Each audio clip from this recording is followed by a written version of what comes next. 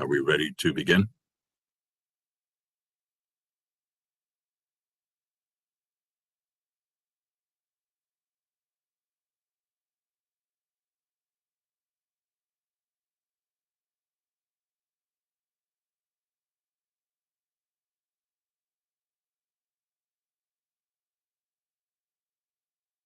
All right, everyone we're expecting is here, so we can get started.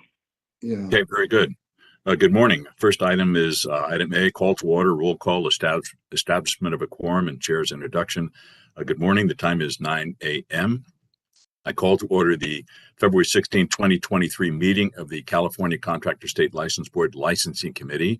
I am Jim Ruane, the committee's chair. Before I continue, I'd like to turn it over to Christy Sleege, our legal counsel, to talk to the board and the committee members about some cautionary issues. Christy?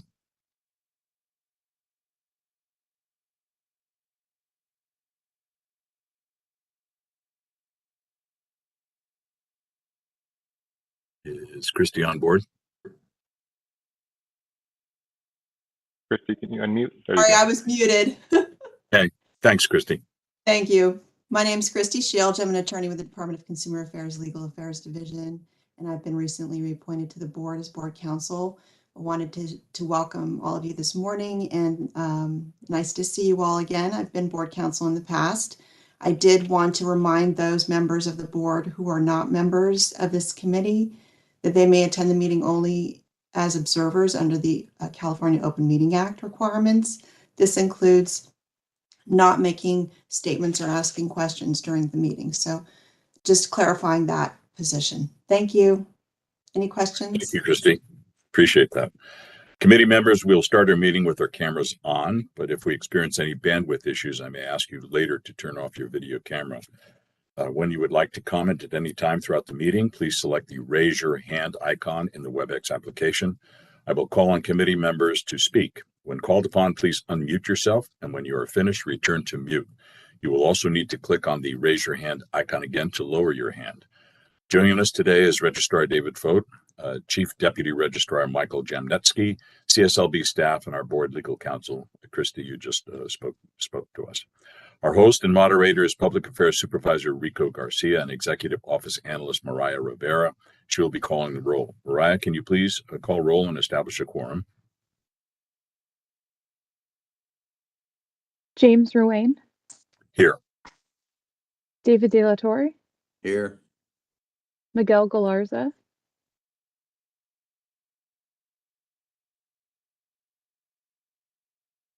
Miguel Galarza. Here. Diana Love. Here. Steve Panelli, approved absence. Johnny Simpson. Here. We have a quorum. Thank you, Mariah. Our next item is B, public comment session for items not on this agenda and future agenda item requests. Next is agenda item B, our public comment section. This item is provided for public comment pertaining to items not on this agenda. To allow this committee enough time to conduct its full schedule of business, I will be limiting public comment to 3 minutes apiece. Please note that the state law prohibits committee members from discussing any matter brought up during public comment. We are also not allowed to act on any item not on this agenda.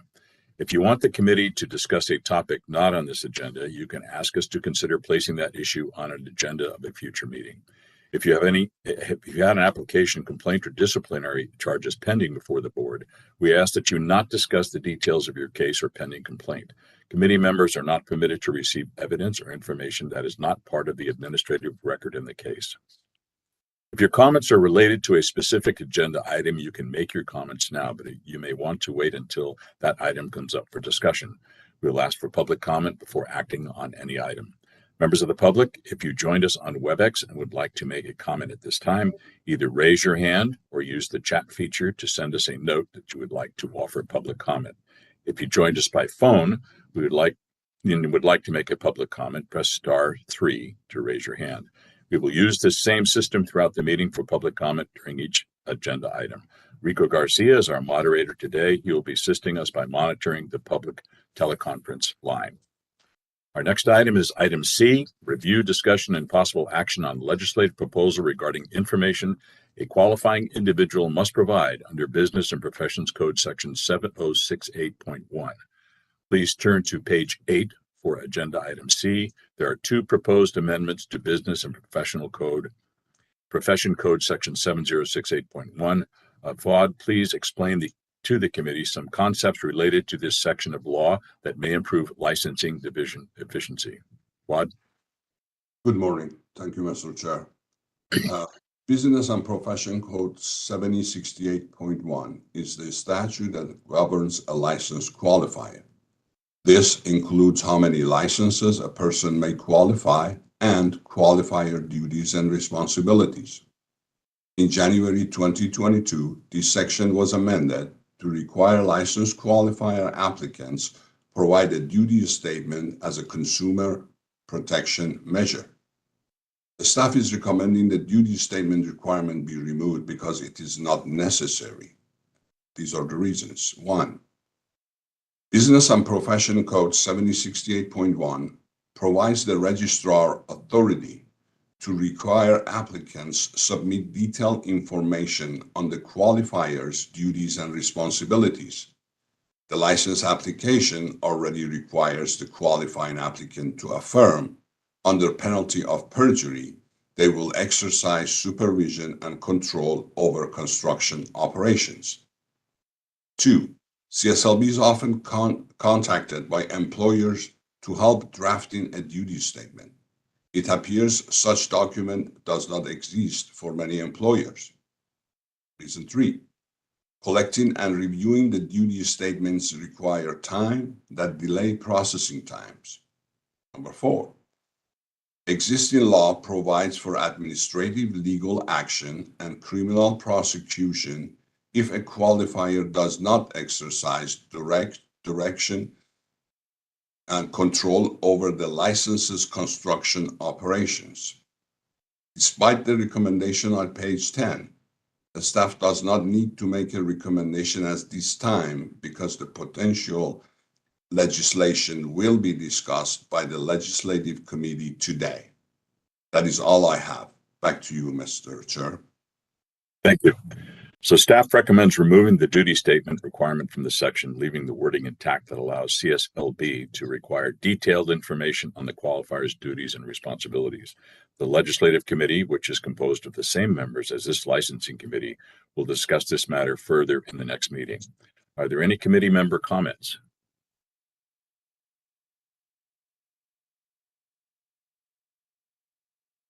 Anything, Rico? No committee member hands raised. Public, we have one call-in person, so I don't see a name here. They're on the phone.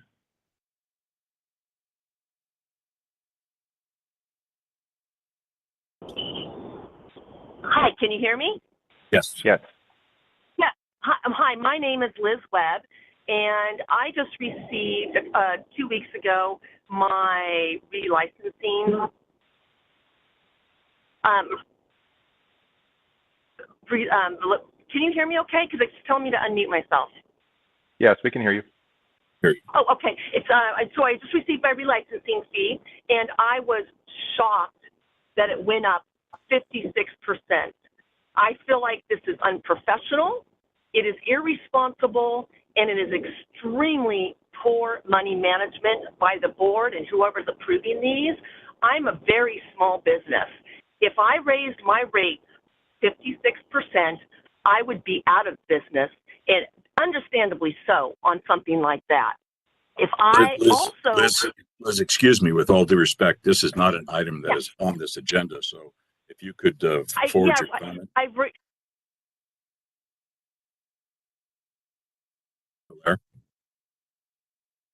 Ms. West, if you can leave if you're on the phone, we can provide you information to reach out to us directly so we can answer your question. If you can write down a phone number, I'll provide you my direct line. 255-2798, 916-255-2798. Thank you, Mike.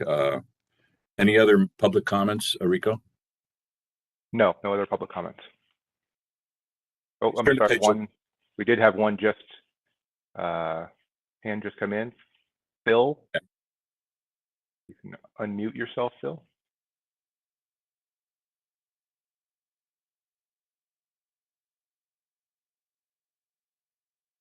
Phil Vermeulen, are you there? You can sending you a request to unmute yourself.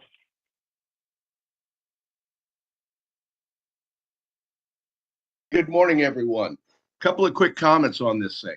First and foremost, there is absolutely no way with the staff that the board has now, the numbers, that the board could verify any of this information. All it would do is, if you kept this in, is everybody would have a template and use the same basic information, which is not verified whatsoever. So it's kind of a total waste. Secondly, I've been doing a lot of expert witness for a lot of construction law firms around the state, and this has become a full employment act for attorneys. There was an appellate decision that came out several months ago on this, and the contractor lost because of this provision in the code, and they couldn't provide the document that showed what the duty statement was, and the contractor lost. So again, this is a full employment act for attorneys that will be using this loophole for many, many years if we don't make this change. It serves no purpose whatsoever except to enrich attorneys. So with that, I would strongly urge you to follow what the staff is recommending today on this. Thanks. Thank you, Phil. We've noted your comments. I'll now request Licensing Chief Fawad Gargazul provide the committee additional information.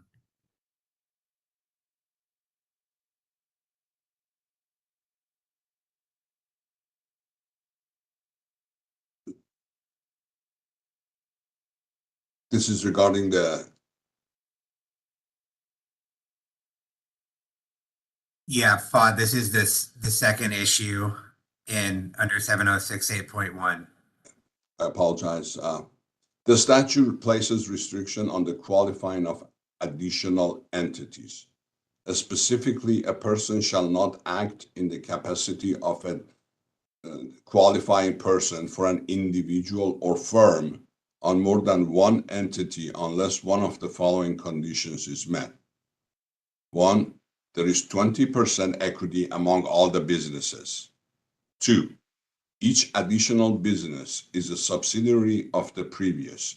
This includes a requirement that at least 20% of the equity must be owned by the other firm to which the person acts in a qualifying capacity. Seems redundant. Most of the individuals on the license record for the business is the same. Here I would like to bring your attention to two subjects. First, the meaning of word firm, which has not been defined in CSLB Practice Act. Currently, CSLB recognizes a partnership, limited partnership, corporation, and limited liability companies as firm. Sole ownership licenses are not considered firm unless qualified by a responsible managing employee, or RME. This item will need further research. The Legislative Committee will discuss this more next meeting. Second point is the 20% equity requirement. The requirement is a consumer protection measure to ensure that the individual with the construction knowledge and experience is regularly involved in the business. This is particularly important when an individual is qualifying more than one license who are not subsidiaries or consist of same personnel. With regard to 20% equity requirement, this is only verified by a check mark on the application. No further review is done because, one, there are too many ways businesses establish ownership and the meaning of equity is not defined. Two, CSLB staff do not have expertise to analyze corporate structures. As a result, it is possible any number of individuals qualifying multiple entities cannot support that they have the 20% ownership stated on the application. In calendar year 2022, CSLB has taken 76 legal actions that include a 7068.1 violation. That's failure for qualifier to be present at job site. 59 of these actions are against entities with a qualifier that qualifies more than one license. One solution could be to remove the language requiring 20% ownership of each firm and replace it with a surety bond requirement. It would not be necessary to post a bond if the licenses qualified have a majority of the personnel the same. Mr. Phil Vermeulen of Contractors License Center will explain the proposal. Phil?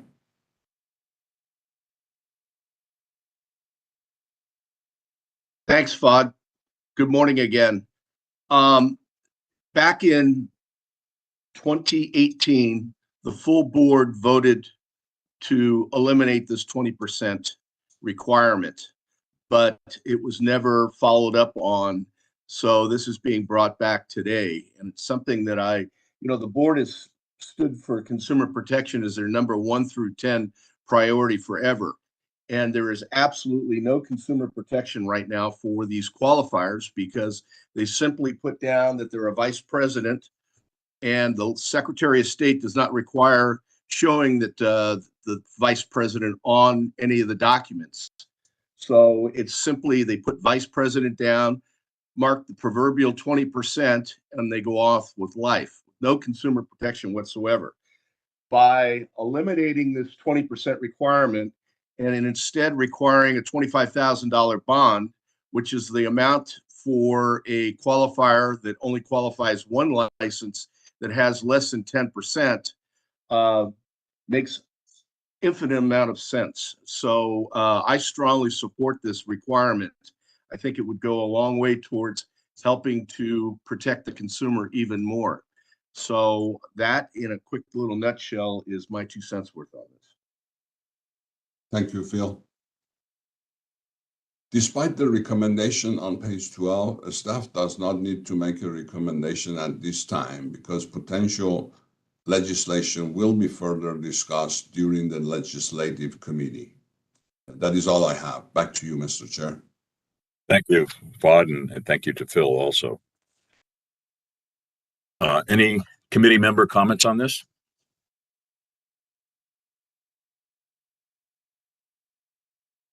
Don't see any. Rico, any public comment? I don't see public comment. I do see a hand raised from Dave.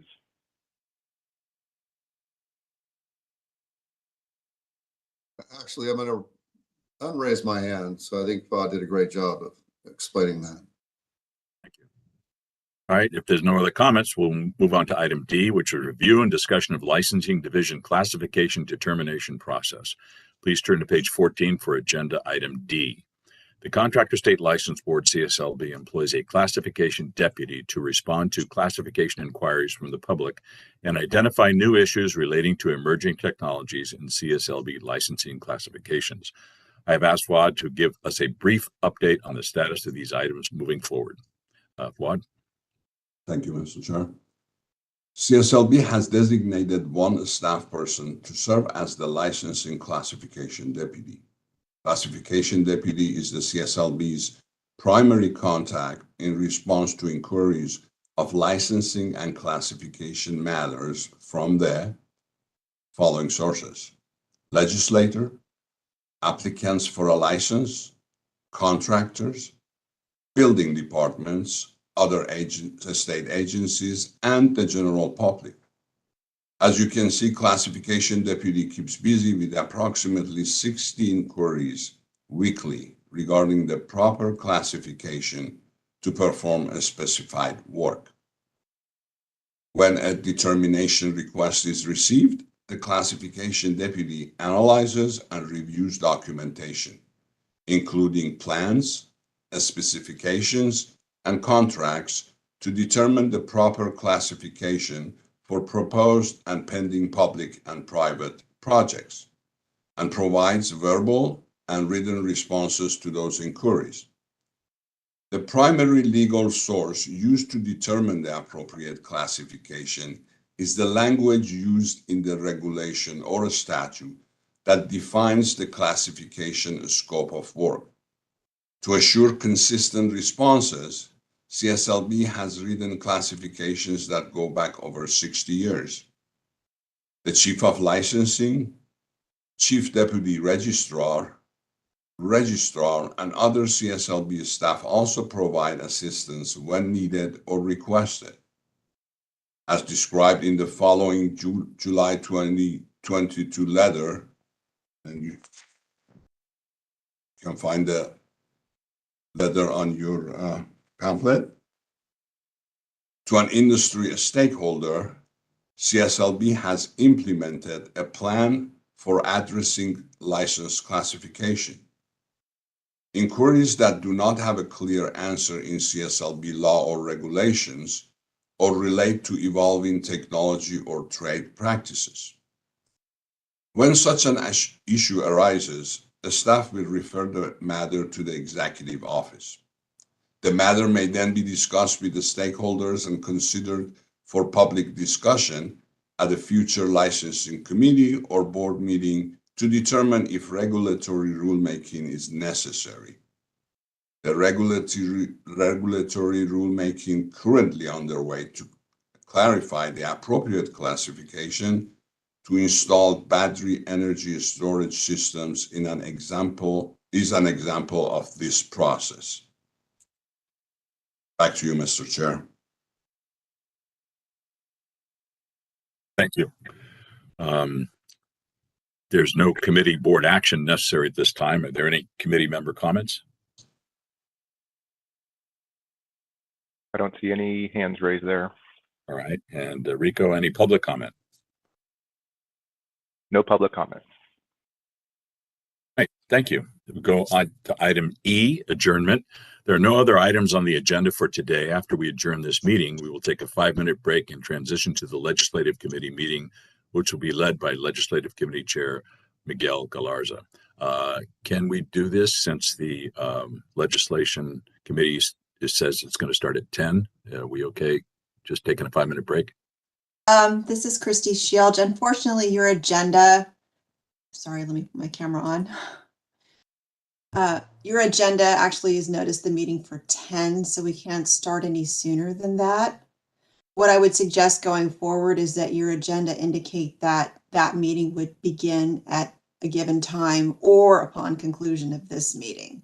So then you don't have that gap. But unfortunately, it was approved for posting with the 10 o'clock time on the agenda, so we can't start any sooner than that or we'd be in violation of the Open Meeting Act. Thank Sorry. you, Christy. Okay. So Miguel, you're on at 10 o'clock. Do I have a motion to adjourn the Licensing Committee meeting? I move to adjourn. Second. Licensing. Second. Mariah, will you please call the roll?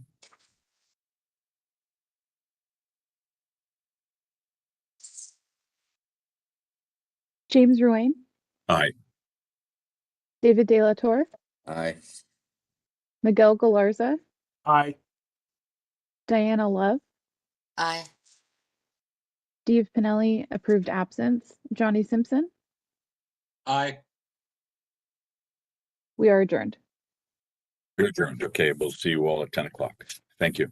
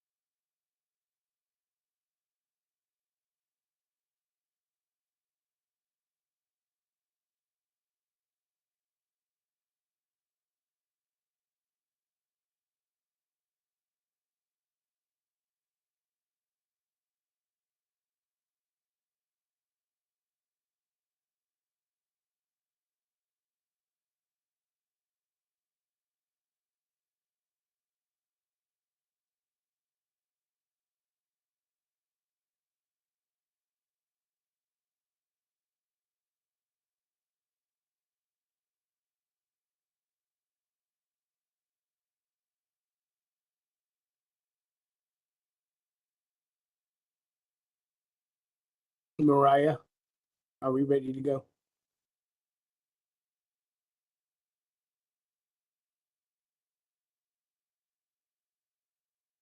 Yes, I think we are ready. All right. Excellent. I'll go ahead and start then. Good morning, everyone. Today is February the 16th. The time is now 10:02. Call to order to establish a quorum and the chairs and to begin the legislative committee meeting of the Contractors State License Board. My name is Miguel Galarza, and I'm the chair of that committee. I want to thank all the committee members and the public for attending today's video conference of the Legislative Committee meeting. Committee members, we will start our meeting with our cameras on, but if we experience bandwidth issues, I will ask you to turn off your cameras. And if you'd like to make a comment at the meeting, please turn your cameras on and select and raise your hand icon at the WebEx application. I will call on board members to speak, and when called upon, please unmute yourselves, and when finished, return to mute and turn off your camera. You'll also need to click on the raise hand button icon to lower your hand. Only board members who are members of the Legislative Committee may comment or participate in this meeting. Members of the public, if you're joining us on WebEx and you would like to make a comment at the appropriate time, either raise your hand or use the chat feature to send us a note that you'd like to make and offer public comment. If you join us on phone and would like to make a public comment during that public comment opportunity, please press *3 and raise your hand. You use the same system throughout the meeting for public comment during each agenda item. Joining us today are Registrar David Folk, Chief Deputy Registrar Michael Janoski, and Chief of Legislation Euphilia Lamar, CSLB staff, and Board Legal Counsel Christy Sledge. Rico Garcia is our host and moderator, and he will be assisting us by monitoring the phone teleconference line. Mariah Rivera is the Executive Office Analyst and will be calling roll. Thank you again, both Rico and Mariah. Mariah, would you be so kind to call roll and establish the quorum for us this morning? Miguel Galarza, Here. David De La Torre, Here. Diana Love, Here. Stephen Panelli, approved absence, James Ruane. Here. Johnny Simpson. Here. We have a quorum. Thank you, Mariah. Thank you, committee members. The next item on the agenda is public comment session for items not on the agenda and future agenda items requested. This item is provided for members of the public to request that an item be placed on future agendas and to comment on items not on today's agenda. To allow this committee enough time to conduct its full schedule of business, I will be limiting, for the most part, public comment to 3 minutes apiece. Please note that state law prohibits committee members from discussing any matter brought up during public comment. We're also not allowed to act on any item not on the agenda. If you want the committee to discuss a topic not on the agenda, you can ask for it to be considered to be placed on as an issue on the agenda for a future meeting.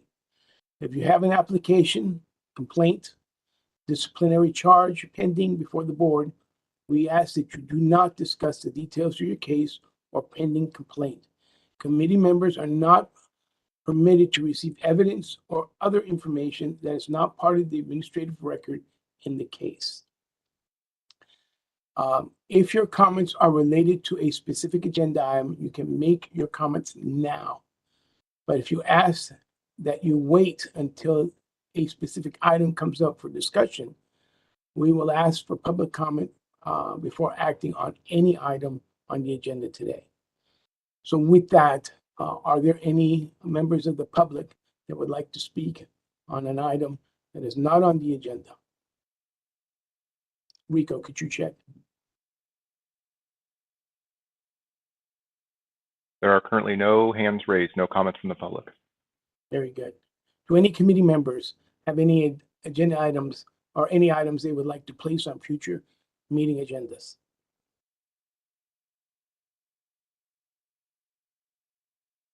Hearing and seeing none, I will now move on to our next agenda item. Item C, which is review, discuss, and possible actions on legislative proposals regarding information and qualifying individuals must provide under Business and Professional Code Section 7068.1.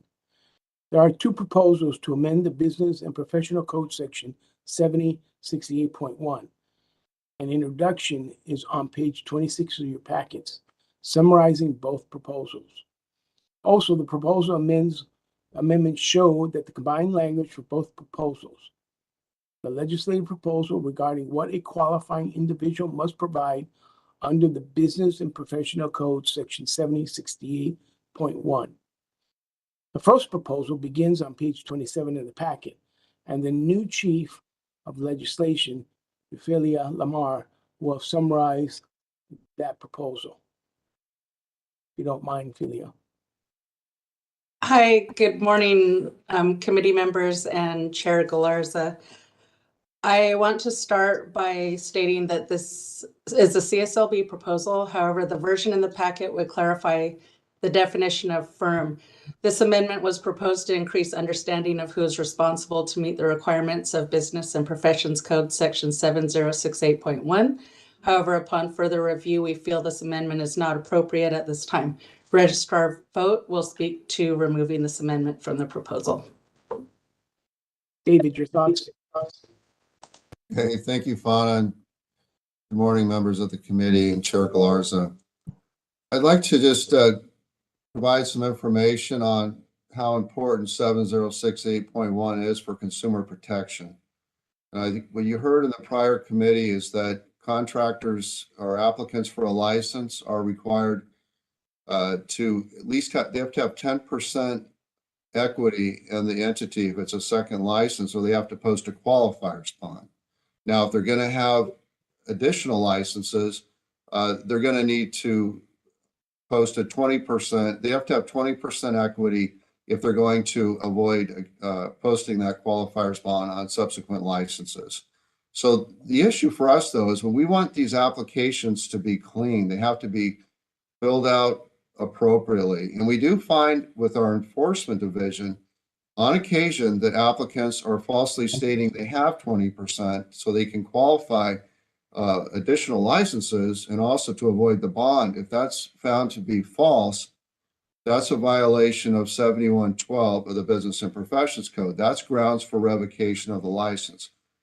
Now, there's a term in 7068.1, that term is firm, and firm is used by our staff here to determine how many additional licenses somebody can be on. And we have internally, we've defined what that means, and I think at some point it needs to be put into the statute itself.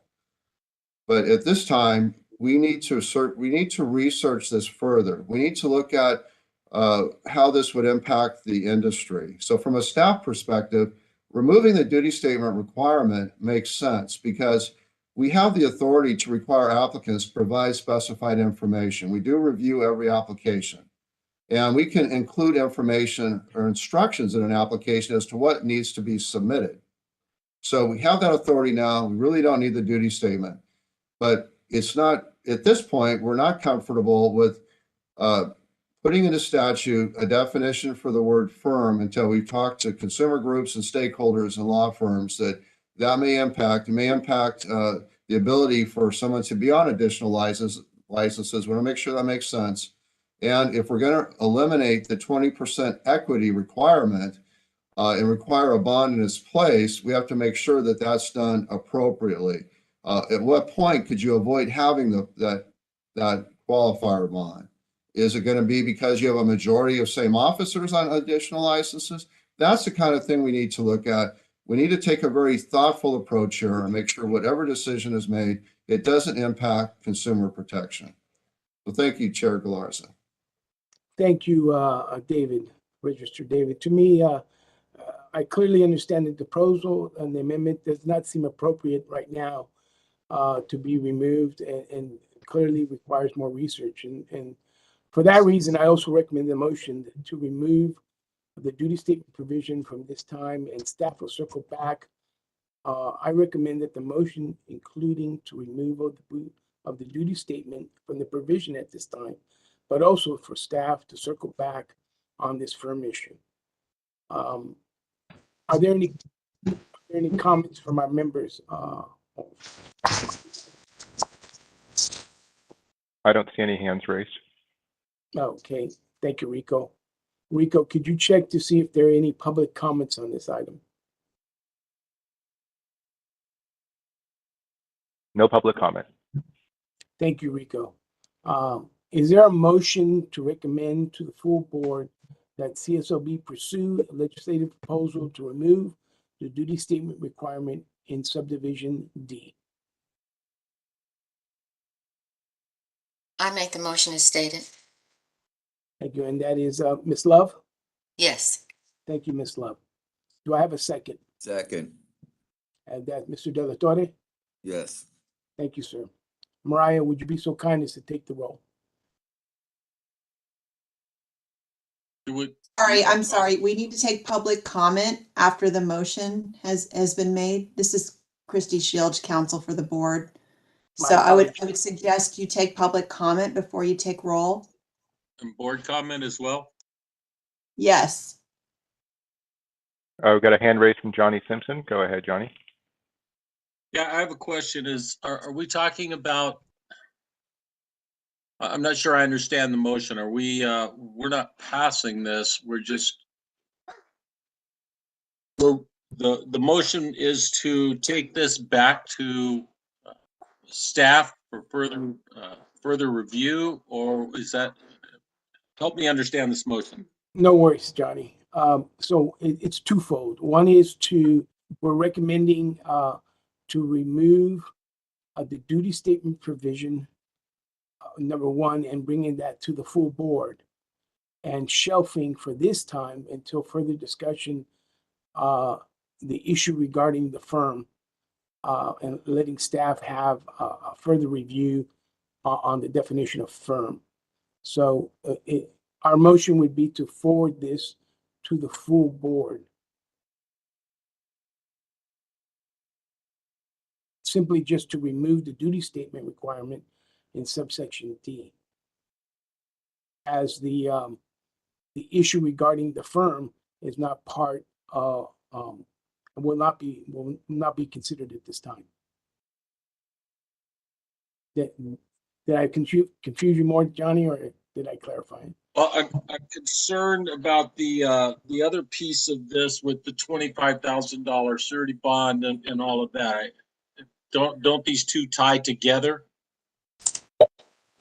Yeah, if I could comment on that, Chair Galarza, State vote.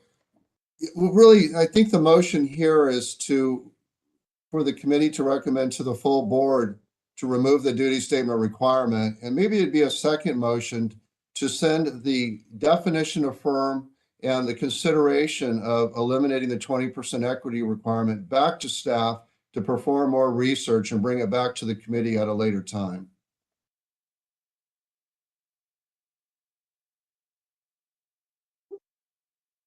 And that would make sense to me to do it that way. Thank you, Johnny. Any other board members need additional clarification before I ask for public comment? So let me just make sure I'm understanding. One, this is Diana Love. The motion is one of the motions is to remove the duty statement. The other is to review the word firm and to recommend to bring this matter to the full board. And then we're talking about the removal of the 20% to replace with the surety bond. Is that correct? David?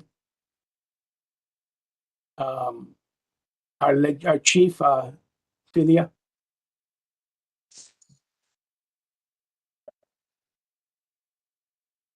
No, Dave, you're muted, Dave. The staff recommendation at this time is for the committee to consider making a motion to recommend the full board consider removing the duty statement requirement. And we would be able to move forward, we think, with legislation this session to perhaps put that into what they call an omnibus bill.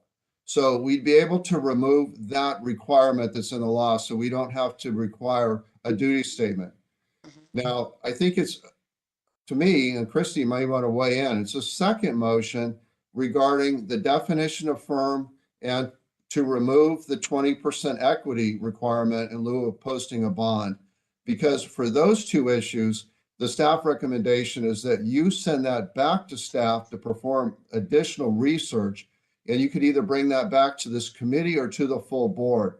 You know, my thought though is we bring it back to this committee after we've had meetings and we vetted this further. So it's a more well-rounded proposal, if you will. Okay. I Yeah. think To I my got it. understanding, Ms. Love, that would be our second motion. Right now, the motion, and correct me if I'm wrong, Mr. Folk, is that this motion is to remove the duty statement from Right. subsection D. Recommend to the full board to remove the duty statement. Yes. Okay, second motion is to remove the word firm and to to review the word firm and to remove the 20%. That would be the Second upcoming, motion. yeah, the upcoming discussion and motion. Okay. Then I'll make a motion after we open it up to the people on the phone. Very good. Mariah, excuse me, Rico, could you check for public comment on this issue? All right, is Mr. Chair Galarza, would you mind if I make just a brief comment on the issue for the board committee's clarification? Certainly. Okay, great, thank you. So the reason I would recommend that, one of the reasons we've talked about, the second part of the current motion that's pending is to refer the issue of firm, the 20% issue, and the bond potentially issue for further research, and is to explore why the 20% requirement was put into law, how staff have historically handled investigating and enforcing those provisions, what our options are, and to further explore whether it's a good for public protection to remove that requirement and require a bond in lieu or in addition to. I mean, these all things, I think that in reviewing this with staff, I don't think there's been enough research done on this item. So I think before we're prepared to bring it back to the full board, we really need to have those answers for you so we can address any questions that the public might have or the legislature might have as to why we're potentially eliminating or adding these requirements. So if you have any further questions for me, that's great. But just from a procedural perspective, the Open Meeting Act requires us to take public comment before you act on any pending motion. So you always need to take public comment before you take roll. And I also recommend board comment as well before you take roll on any items so that the public has a chance to comment on the policy direction that's being recommended. Thank you for that clarification. Can I clarify something? The bond proposal is going to be presented next. The language as it's presented in the packet shows all three amendments as if they were all to be taken. So it has the duty statement removal. It also has the definition of firm that we have since had second thoughts about. And then the next presentation is going to be about the bond. So this vote would not be about the bond at all. It would only be about the duty statement. Right, apologies, Fauna. I think I heard Ms. Love say bond, and so I said it, but I think you're correct. The pending motion only involves the firm and the 20% issue. Apologies. Right. That's why I'm clarifying for the room. Thank you. Thank you. So with that, I would entertain any additional board member comments on this specific motion.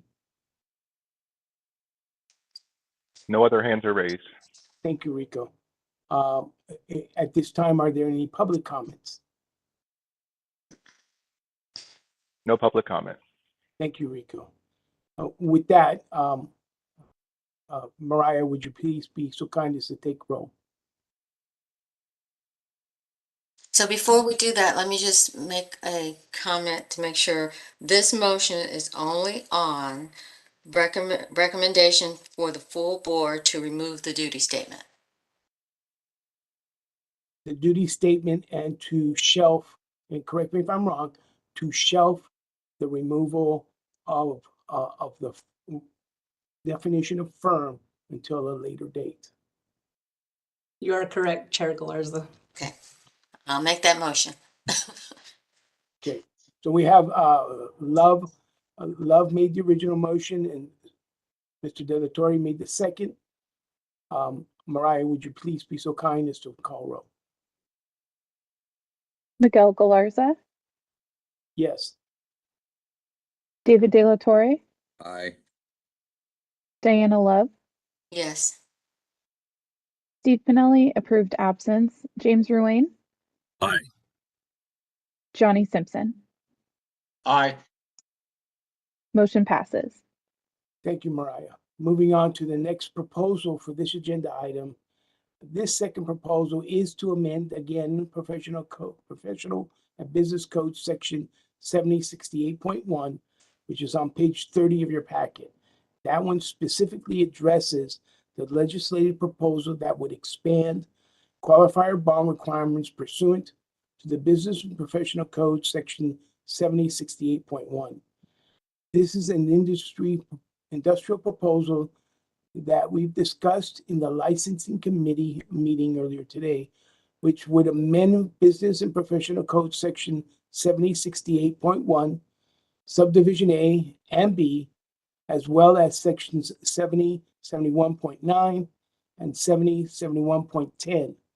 This proposal would require a bond of qualifying individual for each license when that same person qualifies for multiple licenses, excluding a sole proprietorship. This proposal would also remove the percentage of ownership provisions related to obtaining multiple licenses and securing a bond of qualifying individual. Phil Vermeulen from the Contracting License Center will present on this specific proposal. Phil, are you available to speak? Morning. Good morning, sir. As I discussed earlier today, the full board voted back in March of 2018 to remove the 20% requirement, but nothing ever came of it after that fact. Licensing contractors for the last 43 years, I'm very familiar with this area.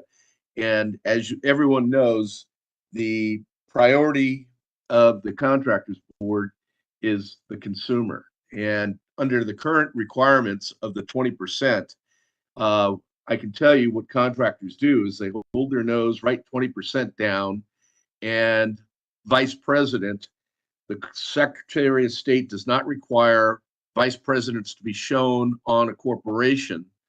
Or on an LLC, you can put vice president and have members and managers, but it's meaningless because the board does not have the staff nor the capabilities to verify that information except for what shows up on the Secretary of State's website.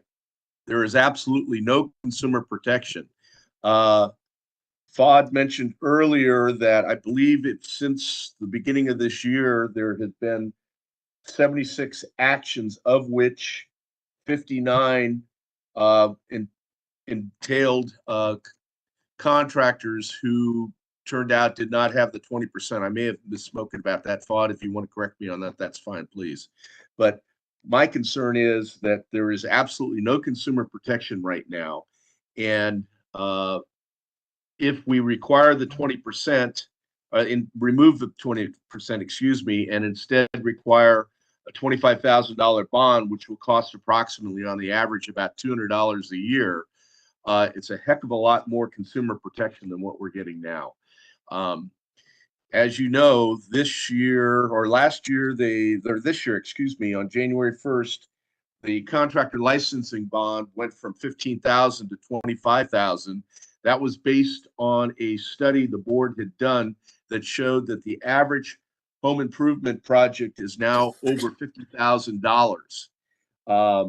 So they recommended either a $25,000 or $50,000 bond in the report to the legislature, and it was decided that $25,000 would be more appropriate to start with. And obviously, the $10,000 additional provides just that much more protection for the consumer.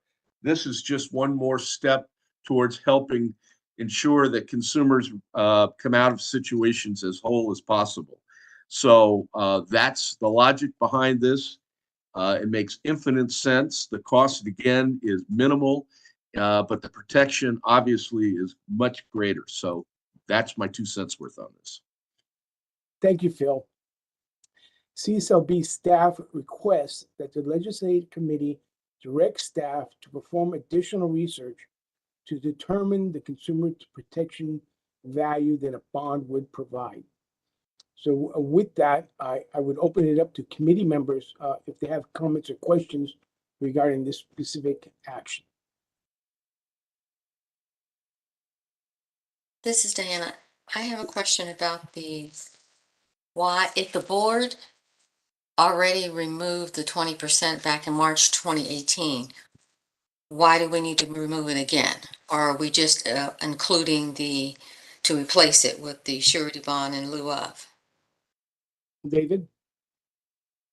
Yeah, it's my understanding, the board did approve that, but we could not find a legislator to take the bill. So the 20% was not removed. And I would just kind of restate what I said earlier. The concern from a staff perspective is that when you read 7068.1, there's various sections that talk about the 20% as it relates to a subsidiary or what it allows you to do in qualifying additional licenses. That's where we have a concern. It just, if it could be ideally, it would be made very clean that perhaps a bond is not required when the majority of officers are the same, but it would be required in other situations. And that's not the way it reads today. But currently, there is a 20% equity requirement if you're going to be qualifying additional licenses in most cases. Thank you. Thank you, Ms. Love. Any other comments from our members? Johnny, go ahead. Please, Johnny. Yeah, this is Johnny. It would seem to me that until we actually, I mean, I'm in favor of having bonds and higher bonds. I mean, that's money you can get if you're a consumer. But at the same time, if we remove the 20% and the legislature does not approve the bond, then we really have nothing. So I believe this needs a little more work, and I would like to have a motion to, can I make a motion at this time? Maybe have the public comment. Okay. Okay. Actually, yeah, I would recommend making the motion before public comment. Otherwise, when he makes a motion, we'll have to go out for public comment again, unless that's what you prefer. You could do it twice. I'm perfectly, I would like to make a motion to send this back to staff for further review and to bring back to the committee after that review and correction. So is there a second to Mr. Simpson's motion? Second. David Torre is noted as second. Public comment on this item. Yes, Phil, go ahead. Thank you, Mr. Chair. Just for clarification for Johnny, just like when the board acted back in March of 2018, it was a vote of the board that required legislation from there. That was never accomplished. With this argument, with your concerns, there is no concern, because unless the legislature makes the change, the status quo remains. So in other words, a bill has to be approved and signed by the governor in order for the 20% to be removed. So just to clarify that, Johnny.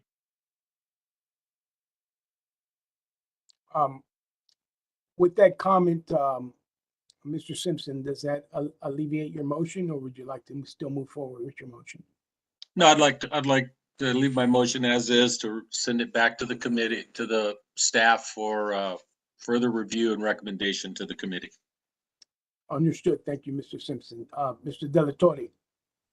Christie, after Mr. Delatorre. Christie. Are you continuing with your second of the motion? Mr. Delatorre? Yes. Okay, thank you. Christie, please.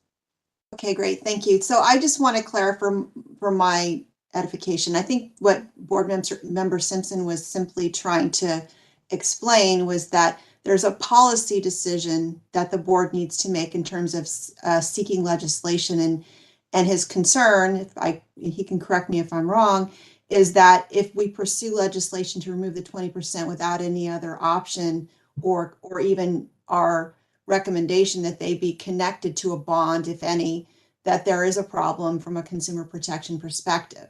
So I think that just clarify for the record that I think the staff will be researching options for doing one or the other or both, or even recommending other things for the board to consider to address this problem. So is that correct, Mr. Simpson? That's exactly what I was trying to say. Thank you. Thank you. Thank you for that summary, Ms. Sledge. With that clarification and so forth, is there public comment on this item? Yes, Richard Markison, you can unmute yourself and speak. Richard Markison, it seems to me, and I believe the registrar suggested that this legislation be pursued in two different vehicles, but it's conceivable that you could put both provisions in a single bill, which would alleviate, I believe, Mr. Simpson's concern that eliminating the 20% without the bond increase somehow interferes with protecting the public. If they're both in the single measure, they either both go into effect or neither. And I'm sure that the ledge chair or staff or Mr. Fote, Registrar Fote, can probably poke a hole in my suggestion. But anyway, that's my comment. Thank you. Thank you. Rico, any further comments from the public? No further public comment. I see a hand raised from Dave. Feel free, David.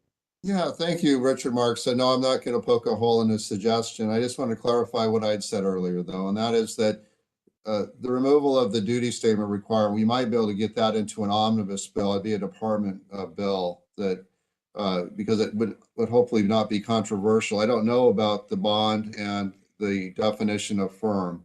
I would agree with Richard Markison that those two, as far as removing the 20% requirement, requiring a bond, and the definition of firm could be in one bill. So that's just some clarification.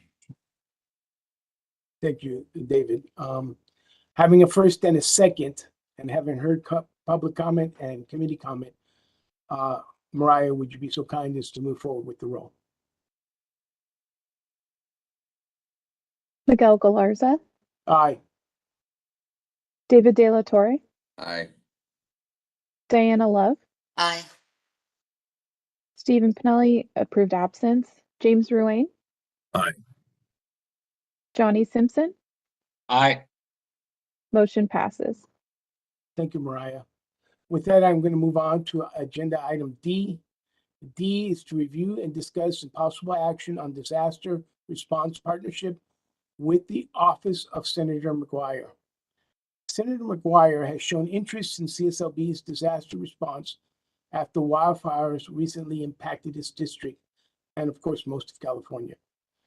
A summary of the CSLB's potential partnership with Senator McGuire is located on page 36 of our packet, which includes an updated disaster response plan and two legislative proposals. These are meant to enhance CSLB's efficiency and coordinate responses after disaster and protect consumers who are victims of disasters. Agenda item D1 is to use CSLB's disaster response modernization plan, which begins on page 37. That revised plan is to collaborate with CSLB, Public Affairs Office, and Enforcement Division, and reflects CSLB's increased focus on enforcement in disaster areas and emphasizes the role of each of CSLB's division in coordinating disaster response. Additionally, on page 47, you'll see that the guidelines CSLB uses to prioritize complaints. Among the highest priorities are those that include elements of predatory criminal acts and significant public interest. Based on that criteria, violations in declared disaster areas typically fall into the highest priority and are treated as urgent. So given those considerations, members, do you have comments or questions regarding the revised disaster response plan? There are no hands raised. Thank you, Rico. Rico, are there any public comments at this time? No public comment. Thank you. The next agenda item is agenda item D2, which includes two CSLB proposals. The first one is a legislative proposal requiring the performance and payment bonds to perform residential construction following a declared state of emergency. The first proposal begins in your packet on page 46. This proposal would require the prime contractor to secure a separate performance and payment bonds in the amount of half the contract price for any home improvement contract after a disaster. Philia, will you discuss the proposed amendments for us?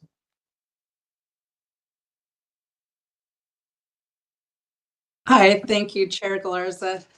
The increase in number of and the value of complaints represents an increasing need to address financial damages caused by predatory contractors.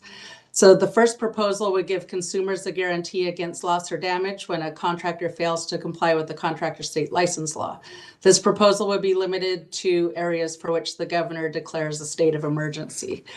CSLB staff requests the legislative committee to recommend to the full board to approve sharing this proposal with the office of the Honorable Senator McGuire. This recommendation is made with the understanding that staff will further confer with the chair of the legislative committee to seek authorization to take a position on any subsequent bill. And we'll notify the board of such action at the March quarterly meeting pursuant to page 16 of the board's procedural manual. Thank you, Chair Chair Galarza. Thank you, thank you. With that, do any of our committee members have comments or questions on Philia's comments? No hands are raised. Thank you, Rico. Rico, are there any public comments at this time? No public comment. Thank you so much. So with that, I'm going to ask for a motion, or is there a motion to recommend to the full board to approve sharing this proposal with the office of the Honorable Senator McGuire? It's Johnny, I would make that motion. Thank you, Mr. Simpson. Is there a second? Second, Jim Ruane. Thank you, Mr. Ruane. Given a first and a second, do we have public comment on this item? No public comment. Thank you, Rico. With that, Mariah, would you be so kind as to call roll? Miguel Galarza, Aye. David De La Torre, Aye. Diana Love, Aye. Stephen Panelli, approved absence, James Ruane, Aye. Johnny Simpson, Aye. motion passes. Thank you, committee members. The second proposal would be to address the need for an increased consumer protection in disaster areas. This can be found in your packet on page 49 of your booklet. And it is specifically for the legislative proposal to increase the statute of limitations for fraudulent license use. This proposal would increase the statute of limitations for a misdemeanor violation when a licensee allows unlawful use of their license. This proposal is supported by consumer complaints received in designated disaster areas where licensed contractors allow unlicensed contractors to use their license for disaster rebuilds. Philia, would you present this proposed amendment? Thank you, Chair Galarza. CSLB derives its authority to seek misdemeanor charges for fraudulent use of a license from Business and Professions Code Section 119. This section applies to all boards and bureaus within the Department of Consumer Affairs and classifies fraudulent use of a license, including using a fictitious license, lending a license to another person, or allowing unlawful use of a license as a misdemeanor. So this proposal would add Business and Professions Code Section 119 to the list of misdemeanors in the penal code that have a statute of limitation of 3 years after discovery of the commission of the offense. The current statute of limitations for violations of Section 119 is currently 1 year from the date of violation. So disaster recovery often takes years, so this limitation prevents CSLB from taking appropriate action against a licensee who allows fraudulent use of their license. Setting a 3-year statute of limitations would allow CSLB to investigate and pursue criminal offenses against contractors who permit their license to be used by an unlicensed contractor in a declared disaster area. CSLB staff requests the legislative committee to recommend to the full board to authorize staff to share this proposal as well with the office of the Honorable Senator McGuire. Again, this request is made with the understanding that staff will further confer with the chair of the legislative committee to seek authorization to take a position on any subsequent bill and notify the board of such action at the March quarterly meeting pursuant to page 16 of the board's procedure manual. Thank you, Chair. Thank you. Committee members, do you have any questions or comments regarding this recommendation? There are no hands raised. Rico, are there any public comments on this issue? No public comment. Thank you.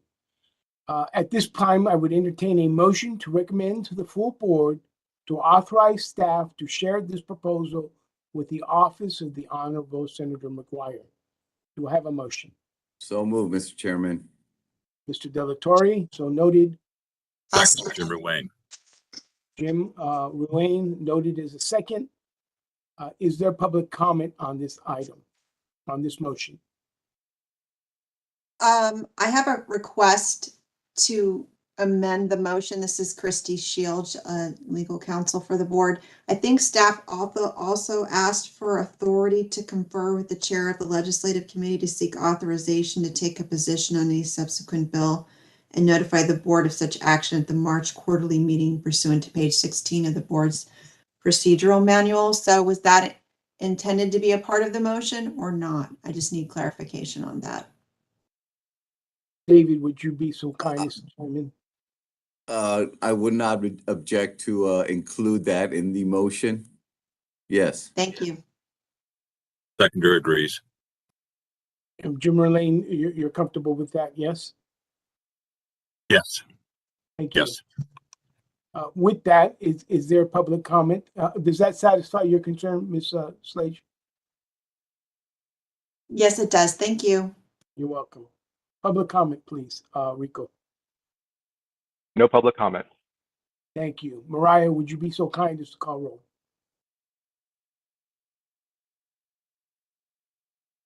Miguel Galarza, Aye. David De La Torre, Aye. Diana Love, Aye. Stephen Panelli approved absence, Jim Ruane, Aye. Johnny Simpson, Aye. motion passes. Thank you, Mariah. The next agenda item is item E, which is the review and discussion and possible action regarding the restitution fund at the Contractors License Board. This material for this agenda can be found on E1, which is on page 54 of your booklet. Effective July 2021, CSLB was given a one-time appropriation to administer the Solar Energy System Restitution Program. This program begins with restitution to customers who experienced the financial loss after agreeing to install a solar energy system on their residence. To date, CSLB has issued $2.7 million in restitution to customers who were financially harmed by solar contractors under this program. While claims continue to be submitted, this one-time appropriation is projected to be expended by claims already received and yet to be processed. Additionally, the Enforcement Division reports solar complaints are trending upward with a 103% increase in solar energy system complaints received compared to 2018 to 2022. Due to the rapid expenditure of the restitution fund, increased volume of consumer complaints and restitution claims, as well as an increase in the value of the complaints, CSLB staff has concluded that the solar energy system restitution program needs continued funding. On page 54, there are three possible means of continuing funding for the solar restitution fund. Specifically, one, legislation to the new PACE restitution fund, which will be discussed in the next item. Or two, a fee is assessed on the licensee who enforce cases are settled by CSLB. Or three, a fee assessed to connect to the grid. I will now invite David Folk and any other comments on this item. Dave? Yeah, thank you, Chair Galarza. Just further on some of the comments Chair Galarza made about the increase in solar complaints. We're currently receiving the last few months over 230 consumer filed complaints a month, and that's far too many. And you can see where, if you look at what we were receiving in 2018, what we received in 2022, it's a 101% increase. So, you know, we still have some challenges ahead of us. There's going to be a statewide supervisor meeting this afternoon at 1 o'clock. And one thing we're going to be talking about at that meeting is just, you know, how we can use the tools that we have, how we can use the enforcement tools we have to change this marketplace where consumers are happy with their solar contracting experience. And I think that the majority of them are, but unfortunately, there's some contractors that pose a serious threat, and that they're using what we call green funding. And that's where the funding or the loan company pays the contractor directly. And that's been a real contributor to the complaints that we're receiving. And it's also contributed to the depletion of our recovery fund. So where we're at right now is we did stop taking new claims at the end of the 2022 calendar year. And we did that because we had one contractor that's now received over 100 complaints or claims. And that's estimated to deplete the remaining fund balance. So we think we do need a continuation of the recovery fund. You know, how much? We've just thrown out a number of, say, $2 million would be very helpful right now. And not quite sure how that could be achieved. And that's something you're going to hear about from the next presenter. She does have some ideas of how we may be able to do that. But the next presenter is going to talk about the financing or the funding as it relates to property assessed clean energy, or PACE funding. And so Tuesday of this week, 8 of us got together and we reviewed, I think it was 413 files, 413 solar claims. We reviewed those files to see how they were funded. Were they personal checks? Were they bank loans? Were they PACE funding? And we found that, interestingly enough, 44% of those that were reviewed involved PACE funding. And the total amount of the PACE loans was $2,825,000, so quite significant. So PACE loans are a problem, have been a problem, in that they pay the contractor directly. Now, some of us, the staff that are on this, participating in this meeting today, did have a meeting with an association or a group that oversees PACE administrators, and they really emphasized that, I think it was in 2019, when the Department of Financial Protection and Innovation began to have authority over PACE administrators, the industry cleaned up. And we did see that. So we really did see where we have a reduction in PACE-related claims. However, there's a lot of legacy issues that exist. And so I'm just, letting the committee know that I think staff have done a tremendous job in reviewing these claims, making payouts. There's claims that have been received after January 1st of 2023 that are just on file. They're not being processed because we don't have the funds remaining.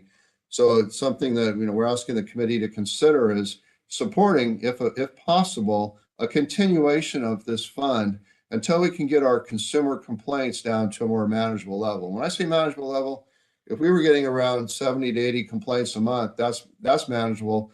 That we can understand if they're mainly workmanship related. But we're getting 230 or more a month, and many of them are alleging fraudulent activity or even failure to perform the work. That's very troubling.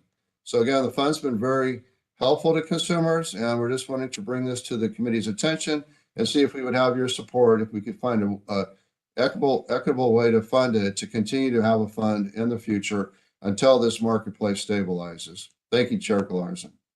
Thank you, David. I know Maria is going to speak. Maria, if you'd be so kind as to wait until public comment, I will give you the appropriate time you need to discuss your issue. Thank you.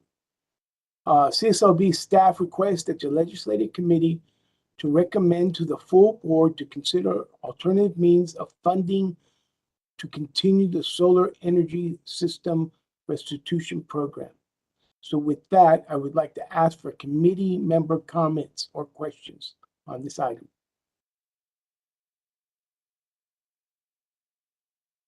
There are no hands raised. Thank you. Rico, I believe there should be a Maria on the line. Is Maria Parra, is that the last name? Is her? Yes, Maria Parra. Yes. That's correct. Maria, I've sent a request to unmute you.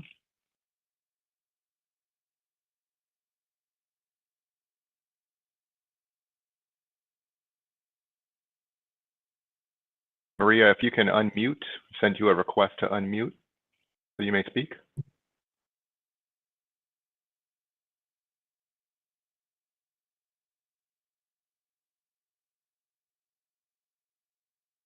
We cannot hear you, Maria.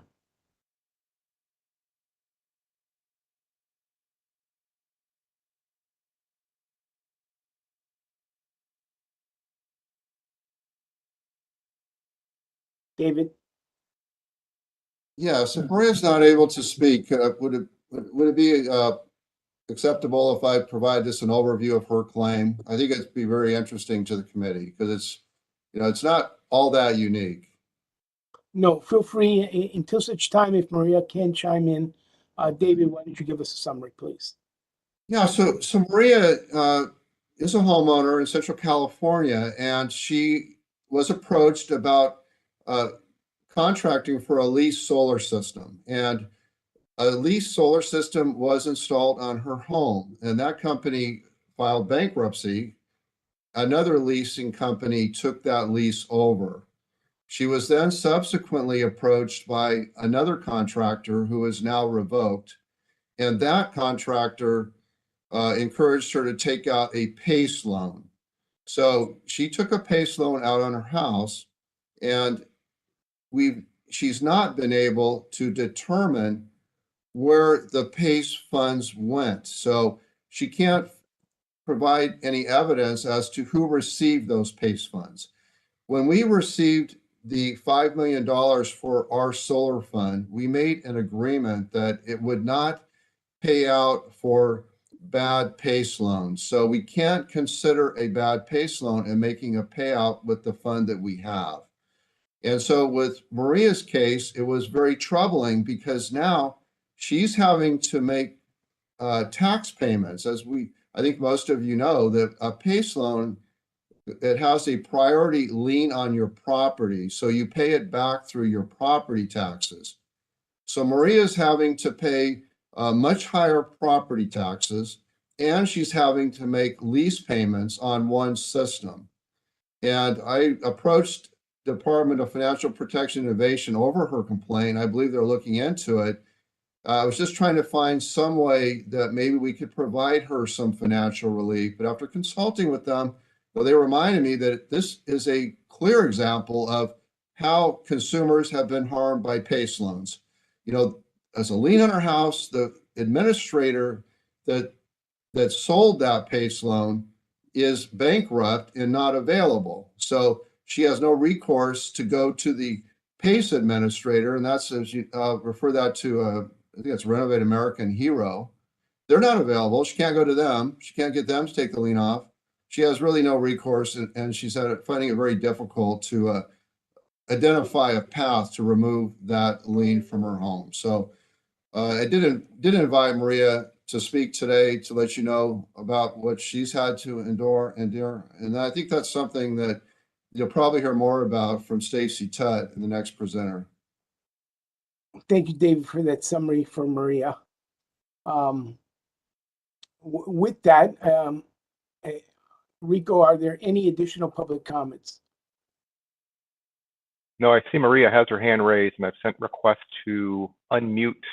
And I see that just now, as I'm speaking, she has been able to unmute. So Maria, you can speak if you have more to add. Hi, my name is Maria Barra, and I did everything that you said is correct. I've been dealing with this problem for many years already, and there's no resolution. You know, I don't know what else to do. But you're right. I mean, they came to my house and they promised me that it was going to be everything was going to be free, and it was for low income people. I believe in them. Then a year later, they came back and they said that Sonoma was going to go on bankrupt. So I had to sign a new agreement. So I did, believing that it was true, which it wasn't. So now I'm stuck with two solar companies, two contracts. Well, Maria, we appreciate your comment and respect. You know, this is not a good situation for you, but thank you for sharing your experience to the committee so that we could take appropriate action. Thank you, Maria. Thank you. With that, Rico, any other further public comment? No other public comment. Thank you, sir. There is a motion. Sorry, we just had one came in as I was saying that. Josh Buswell, if you can unmute yourself and you can speak.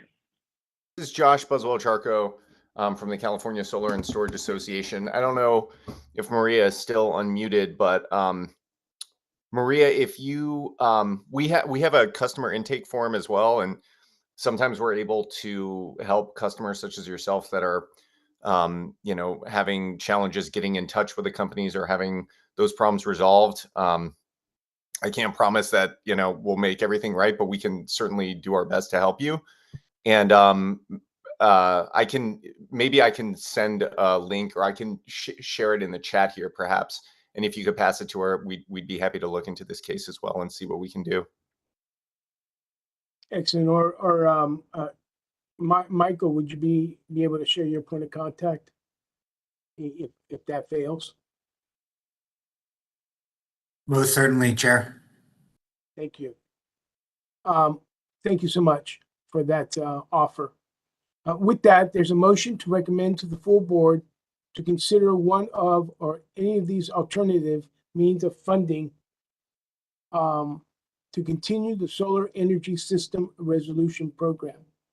So with that, do I have a motion?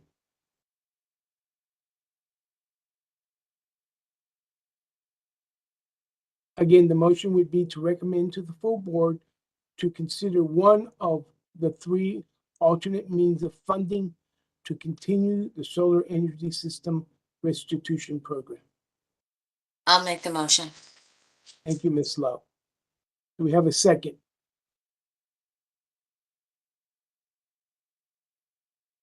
Johnny, I'll second. Thank you, Johnny. Is there any comment on this motion from the public? Yes, we have Josh Buswell-Charco again. May I unmute yourself? Thank you. I was curious, Registrar Fote and Mr. Jamnetsky, if you, as you know, you and I, we spoke about, you know, the possibility of levying an interconnection fee to to finance this fund. And, you know, there were, I wasn't sure if we could arrange it such that, you know, the investor-owned utilities would collect the funds and then essentially pass it to the CSLB as a fund that you all could manage. You know, I think as was noted earlier, there's going to be a meeting with the commission. I know some of you will be there as well next week, but do you have any update on the viability of that as a possible funding source? Yeah, this is Dave. So what we're planning to do, if the committee approves this, is meet with the Public Utility Commission and DFPI and just explore funding opportunities. And I think whatever we ultimately would present to the full board, we want to make sure that it has the Public Utility Commission's support for it. So I know they may have even additional ideas than what we have here. These are the three that we think might be viable. I know there's been some concern about attaching a fee to the interconnection to the grid. If that was to occur, though, PUC would need to play a part in that. They have the jurisdiction over the investor-owned utilities, and we would hope that that funding, though, would remain with CSLB, and I think they're in favor of that.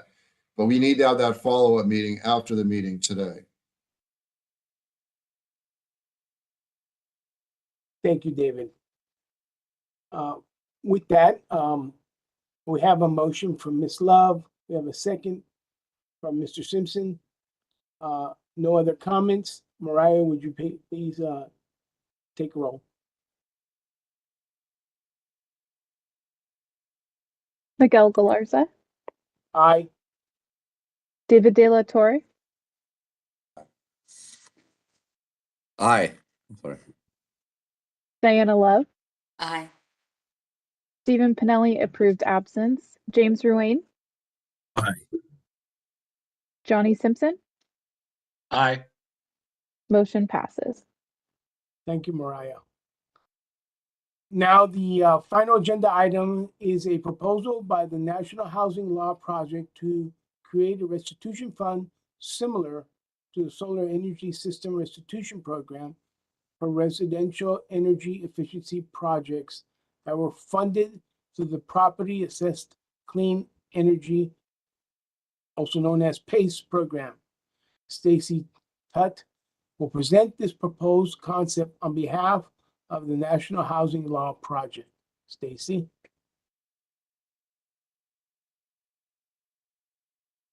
Are you available, Stacy?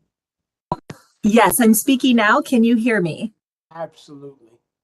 Wonderful. Okay, great. So thank you so much for this opportunity to speak with you this morning. I'm actually here on behalf not only of the National Housing Law Project, but the Clean Energy Justice Coalition, which is a group of organizations throughout California and nationally that have come out in support of the establishment of a PACE restitution fund.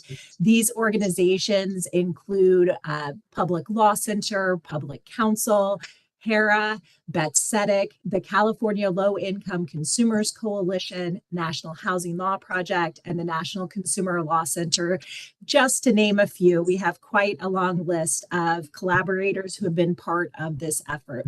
And this organization, the Clean Energy Justice Coalition, has been working not only to set up a PACE restitution fund, but has a long history in working to try to address the concerns in and around the PACE program.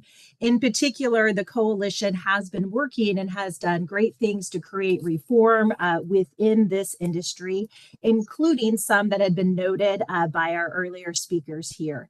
But what we did do to address some of the concerns around PACE were first to establish ability to pay measures, also worked to ensure that the DFPI would have oversight of the licensure of the program administrators, and participated in the stakeholder meetings and commenting on the DFPI's regulations that were issued to address some of the consumer protection concerns within the industry. And those became effective in October of 2021. So we have been striving very hard to address the previous concerns within the Property Assessed Clean Energy Program and feel the statutory changes and regulations have really worked significantly to address some of these concerns. However, one of the issues that remains, and it remains of great concern to our homeowners here in California, is the lack of relief or restitution that is available to these homeowners. We've heard already from one just today, but regrettably, what happens in these circumstances to our homeowners is that when a PACE assessment is placed on a property, it creates a super priority lien, which means it gets front line in how it is paid. And it requires homeowners to pay back those assessments through their property taxes. And regrettably, because of a number of the consumer protection violations from the past, what we have found in California is that one of the largest originators of PACE, Renovate America, actually had to file bankruptcy a few years back because of the number of lawsuits that were pending against them in this situation. And regrettably, as part of that bankruptcy, it left so many homeowners without any relief or ability to remove those PACE assessments from their properties, which is why we are here today and talking with you about the PACE Restitution Fund. What the PACE Restitution Fund would do is it's modeled very much like the Solar Restitution Fund, following the same procedures and processes for the assessment of claims. It is intended to be a claim of last resort that would cap homeowners' claims at $60,000 for one assessment or $80,000 for two assessments. The goal of this, again, is to deal with those legacy issues we have seen in and around the PACE industry and to rectify those harms of the past.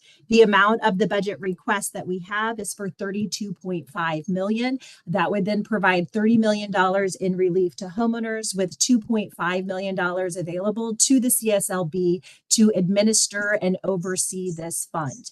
Again, as we've seen and heard, we know that 44% of the solar claims that have been received under the Solar Restitution Fund involve PACE. But regrettably, the relief that is available to homeowners is more limited under that fund, even though there is greater need for PACE assessments and homeowner restitution. Again, that is why we are proposing and are moving forward with a budget request of $32.5 million for the establishment of a PACE restitution fund.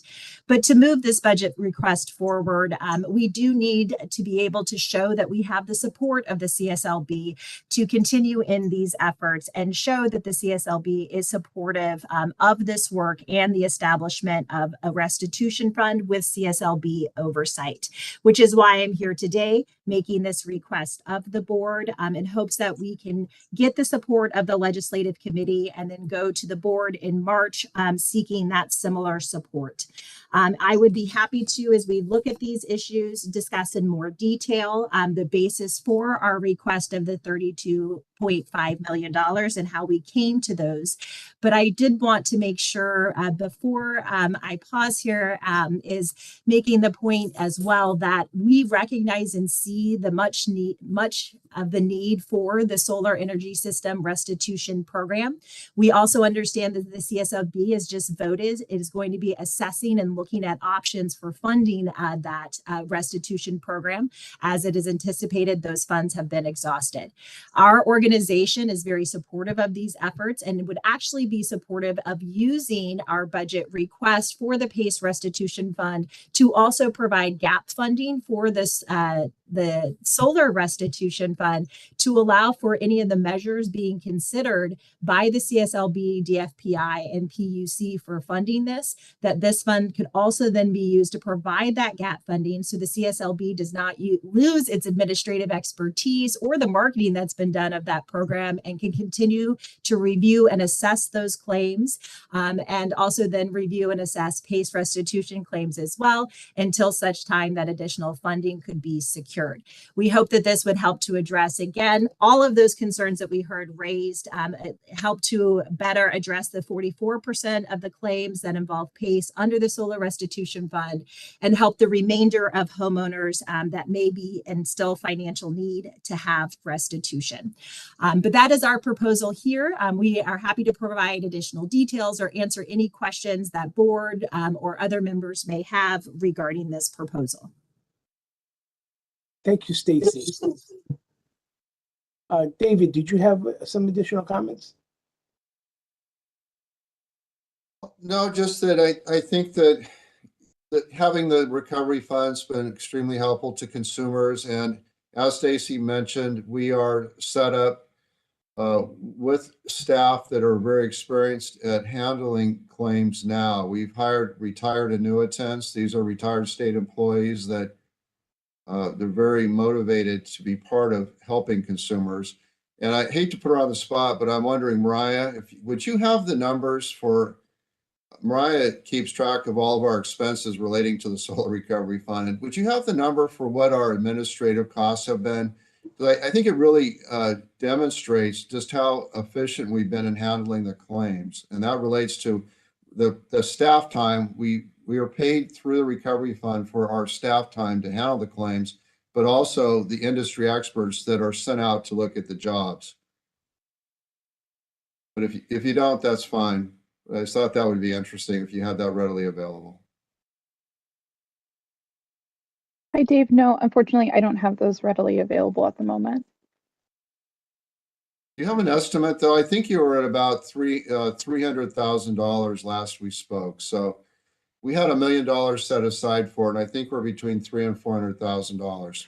Just to give you a kind of an estimate, because if we were to receive the $32 million, I think it was that Stacy talked about, that would be $2.5 million for administrative costs, which we believe is sufficient to handle the fund if it was to be placed at CSLB. Dave, I think Stacy Paul, our budgets manager, might have some of that info.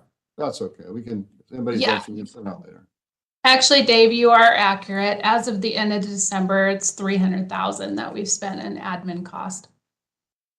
Outstanding, Stacy. I didn't know you were with us. Thank you. Mm-hmm. Yeah, thank you, David. Thank you again, Stacy. So with that, CSLB's staff is requesting that our legislative committee to recommend to the full board that they support this proposal to create a PACE restitution fund for consumers harmed by PACE loans. Are there any comments from our committee members? We have a hand raised from Christy. So my only question is, should it be support in concept because you don't have any actual text before you? I know that it was mentioned that it would function like the other program, but I guess I'm a little concerned about the board saying unequivocally until there's actual text for them to see. I mean, it's up to you if you want to go with the current motion or maybe just say this, support the concept of it until you see how it's going to be fully fleshed out in legislation. I don't know. That's my idea. Just not seeing the framework in the packet for you. Yeah, and correct me if I'm wrong, staff, but I think all we're doing is recommending a proposal to create said legislation or fund. So with that would come obviously the legislation, the rules and the regs and so forth. Am I not correct? You're correct, Chair Galarza. It's my understanding we're asking the committee to support this in concept. I know Stacy went out and think to that, but that would be what I would be asking for from a staff level. We'll see how it plays out. With that consideration taken in Stacy's comments, are there any committee members that would like to have a comment? We have a hand raised from Johnny Simpson. Go ahead, Johnny. Yeah, I think Stacy's correct. I'm sorry, Christy is correct. The devil is always in the detail, and some of the proposals for funding this is, in my view, a little outlandish. So, when we start talking about interconnect fees, we're talking about all the utilities being involved and collecting funds, and I can guarantee you there will be a multitude of contractors standing in front of the PUC saying, no more funds collected from our consumers to pay for bad contractors. So, it's very important to understand that depending upon however this money is to be collected, the board be able to support it or not support it. So I think I think the wording is important. I think the concept of restitution is good.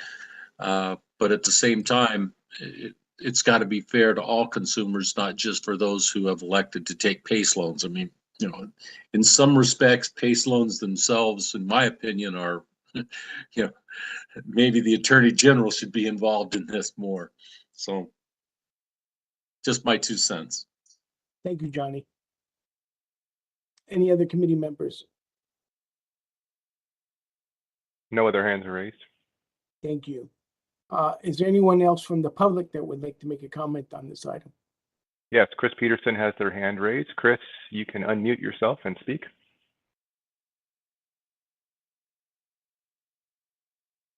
Affairs for Fortify Financial, one of the PACE providers. Thank you, Chair and Committee, for allowing me to speak here.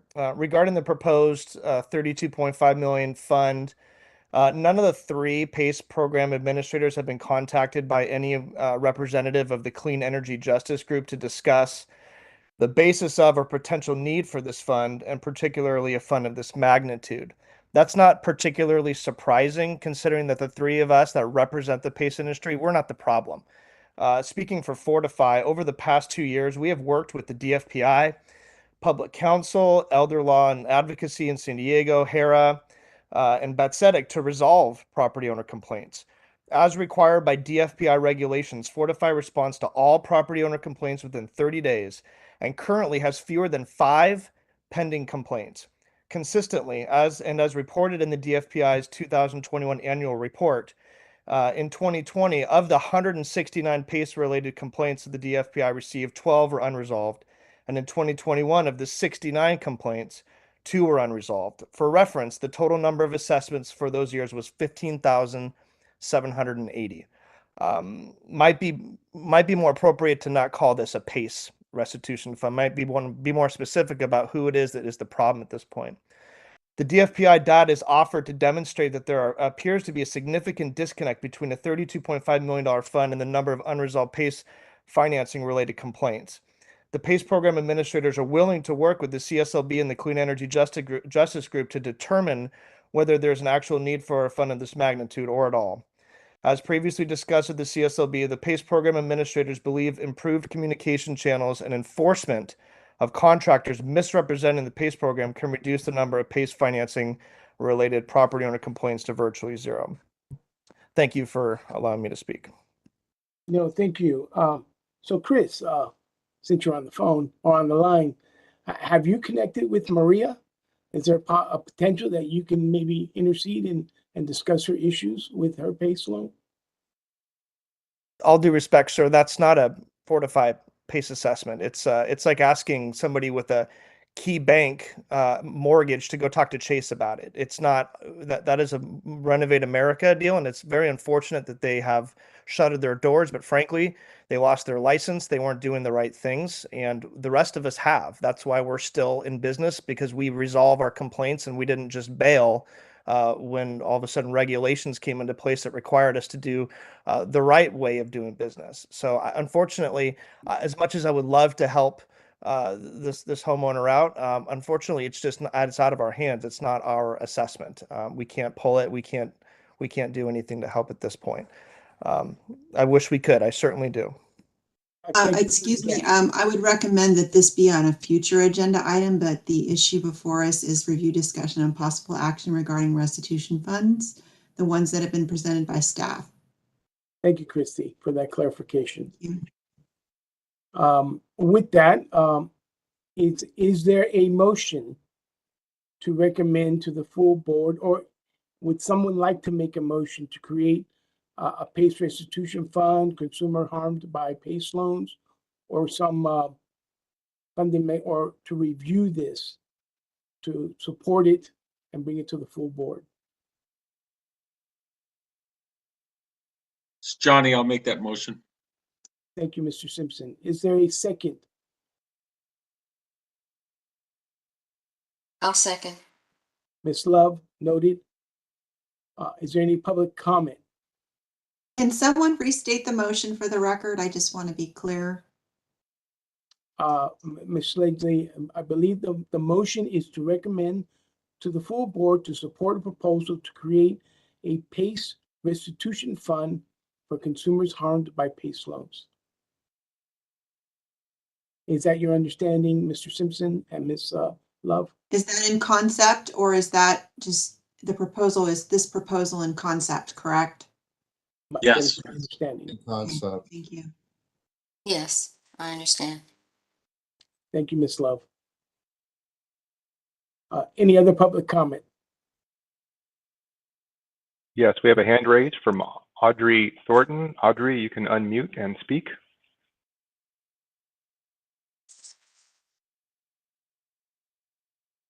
This is Audrey Thornton, and I am with Housing and Economic Rights Advocates. I just wanted to say that I'm attending because I fully support the creation of a PACE homeowner restitution fund, because we have many clients that have been defrauded or misled in transactions financed by PACE specifically, as well as other solar financing. So we support this, and I wanted to make that, put that on the record. Thank you. Thank you, Audrey. Any other comments? No other public comment. And thank you, Rico. With that, Mariah, would you be so kind as to call roll? Miguel Galarza, Aye. David De La Torre, Aye. Diana Love, Aye. Stephen Panelli, approved absence. James Ruane, Aye. Johnny Simpson, Aye. motion passes. Thank you, Mariah.